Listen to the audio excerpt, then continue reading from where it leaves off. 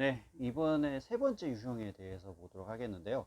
이 여기까지 진행이 되었을 때, 어, 후수는 이렇게 뒀을 때 어떻게 선수가 대응을 할 것인가 이겁니다. 여기서는 지금 후수가 들고 온 전법은 이렇게 봉운으로 가면서 우사간 비차로 갔을 때예요. 우사간 비차는 사실 요즘에 프로들의 대국에서는 그렇게 많이 들어가지는 않습니다만은 사실은 많이 들어가지는 않지만 뭐 아마추어나 이런 부분이 있어서 온라인 쪽에서 본다면은 좀 제법 쓰이는 전법으로 보입니다. 예, 그래서 우사간 비차 정석에 대한 글도 있긴 있더라고요. 그런데 보통 사간 비차를 선택을 했을 때 우사간 비차만큼 카운터픽이 없다는 이야기를 제가 언뜻 들은 것 같습니다. 예. 그렇다면 이것에 대해서 몰입 비차는 어떻게 두는 것이 좋을까요? 라는 건데요. 일단은 보시면 이것에 대한 대응책이라고 해야 될까? 이런 부분을 함께 보도록 하겠습니다. 일단 먼저 첫 수는 바로 이렇게 둬요. 일단 될 수 있으면 지금 봉우는 될 수 있으면 이게 좀 울타리를 포기하고 급전을 가는 거기 때문에 아무래도 좀 울타리를 세운다는 그런 측면이 잘 안 나와요. 그런 상황이 잘 안 나옵니다. 기껏 해봐야 카타미노 정도 짜내고 그렇게 가는 경우가 굉장히 많은데 일단 될 수 있으면 이렇게 초수를 이렇게 두는 것이 385으로 두는 것이 좋습니다. 될 수 있으면 좀 이 손수 옥이 좀 비교적 안전하게 갈 수 있게끔 이런 전략을 선보이는 것이 가장 기본이라고 볼 수가 있겠죠. 여기서 조금 이렇게 뒀을 때 여기서 살짝 고민이 좀 될 거예요. 후수 입장에서는 어떤 식으로 둘까 라는 것에 대해서 고민이 좀 살짝 될 겁니다. 어떻게? 배울타를 짰을 때 과연 이거 배울타를 짤 수 있겠느냐 이거죠. 여기서 이런 식으로 살짝 배울타리를 찔 수 있겠느냐 이건데요. 결론적으로 말씀해 드리자면은 개 울타리로 갈 수는 없습니다. 한번 볼게요. 이거 어떤 수가 있을까요? 바로 이렇게 교환을 가는 수가 굉장히 좋습니다. 이런 경우에 지금 이거 안 먹을 수가 없잖아요. 이런 경우에 이때 이렇게 두면은요. 66각으로 이렇게 두면은 어떻게 됩니까? 여기와 이쪽이 양거리가 걸리게 되겠죠. 그러면은 이 자체가 선수가 유리해집니다.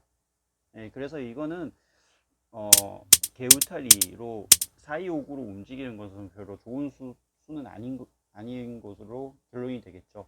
그렇다면 여기서 둘 수 있는 수, 그나마 둘 수 있는 수는 이렇게 뒀을 때 이렇게 두는 것이 가장 중요하다고 말씀드렸는데요.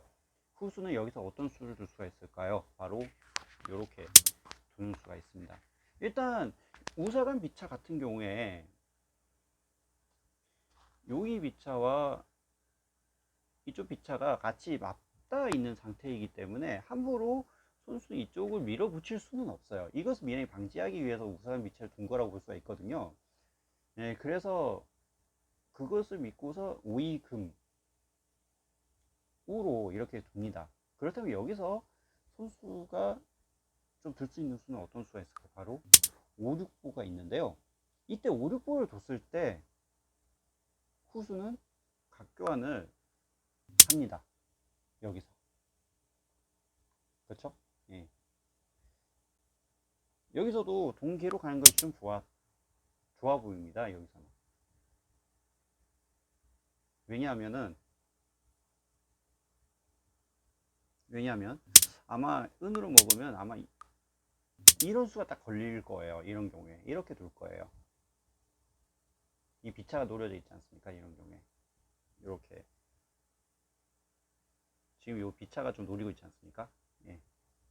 아니, 설령 이쪽이 아니더라도, 뭐, 이렇게도 노릴 수 있는 대목이기도 할 거고, 아니면 대목이기도 할 거고요. 그러니까, 이렇게 좀 약간 약점이라고 해야 될까? 좀 허술하게 보일 수도 있기 때문에 지금은 개마로 두는 것이 정수라고 보여집니다.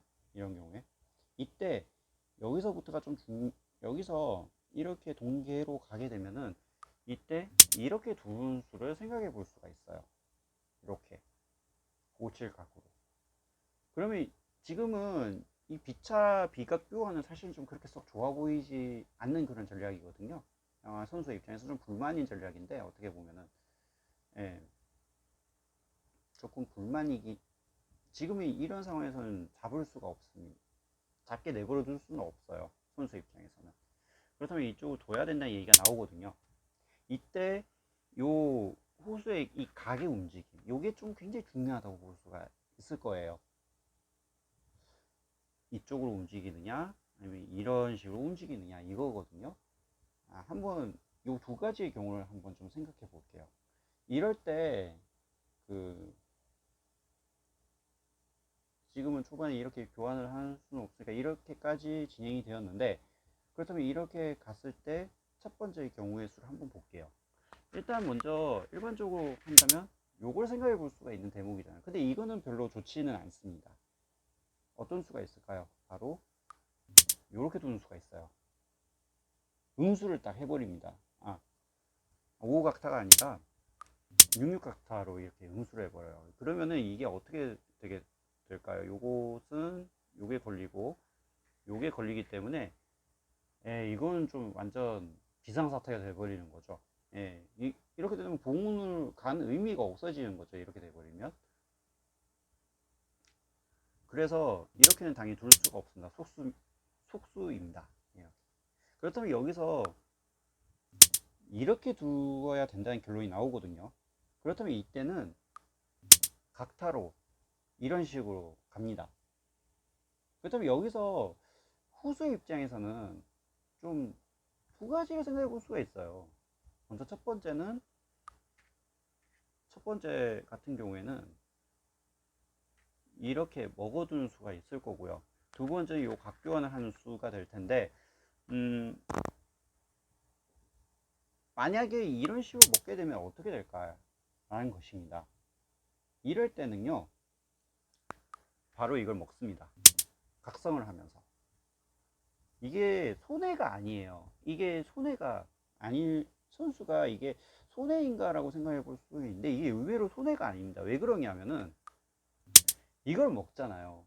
비차 잃은 것이 좀 아깝다고 생각할 수 있는데, 지금 같은 경우에는 선수가 득이라고 볼 수밖에 없는 게, 후수가 승격한 말을 기존에 있는 장거리 기물이 비차를 통해서 교환을 한 거기 때문에 오히려 득이라고 볼 수가 있어요. 그리고 지금 보시면 지금 이 금이 이런 식으로 되어져 있잖아요. 꼭이 이렇게 되면서 이쪽에 진영이 안전하게 감싸져 있는 상태예요. 물론 민우 울타리를 짜낸 건 아니기 때문에 이게 확실하게 울타리를 짠 건 아니기 때문에 완벽하다라고 말씀드리긴 곤란합니다만은, 지금 현재 상황으로 봤을 때는 지금 이쪽에 수비가 좀 어느 정도 돼 있죠. 그 다음에 이쪽에도 어느 정도 수비가 되어져 있기 때문에 비차로 이걸 찌를 수가 마땅치가 않아요. 그렇기 때문에 지금은 반면에 선수는 여기 말과 이 말을 먼저 이득을 취해버렸기 때문에 득이라고 볼 수가 있습니다. 그리고 이쪽에도 돌파를 좀 하고 있는 그런 상황이죠. 그렇기 때문에 이거는 좀 선수가 굉장히 유리하다라고 말씀드릴 수 있는 대목이고요. 그렇기 때문에 이런 식으로 갈 수는 없습니다. 선수가 유리해요. 그렇다면 만약에 이런 식으로 두면 어떻게 될까요? 이렇게 뒀을 때는요, 당연히 단순 교환으로 끝납니다. 그러면 이게 어떤 경우가 있냐면, 이게 오히려 중비차로 가는 꼴이 되기 때문에 이쪽에 대한 압박이 가능해져요. 그렇죠. 이쪽에 대한 압박이 가능해지기 때문에 굉장히 오열 쪽의 그 압박을 가져가고 있는 그런 상황이기 때문에 상당히 좀 선수가 굉장히 좋다라고 말씀드릴 수가 있겠습니다. 자, 일단 여기까지 제가 영상을 통해서 그 사간비차 정석 두 번째 시간을 함께 해드렸는데요. 여러분, 상대방이 봉운으로 갔을 때에 대한 그 사간비차의 대응 전략을 같이 강좌를 통해서 공부를 한번 해봤습니다. 어떻게 보셨는지요? 앞으로도 좋은 영상을 통해서 함께 올리도록 하겠습니다. 저는 다음 시간에 뵙도록 하겠습니다.